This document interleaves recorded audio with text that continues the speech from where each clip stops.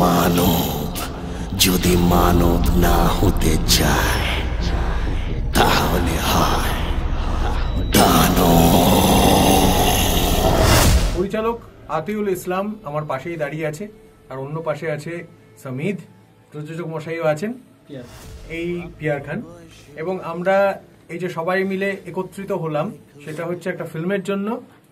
দানব হচ্ছে ফিল্মের নাম, এবং প্রায় নাম ভূমিকার গানটাই গাইলাম, একদম টাইটেল সংটাই গাইলাম। अगेन অ্যানাদার টাইটেল সং, যেটা আমি বলি যে আমার বিশ্ব রেকর্ড আছে টাইটেল সং গাইবার। এত টাইটেল সং কেউ বোধহয় গায়নি। মানে ছবিতে সিগনেচারটা তুই দিস। ওই আর কি, অনেক সময় বিবেকের ভূমিকায় আমাকে দরকার পড়ে।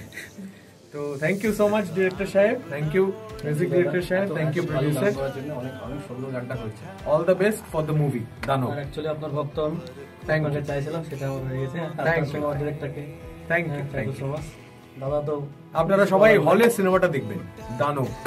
একদম স্বপ্ন দেরি মতো ব্রুটাস জাহান্নামে যায়।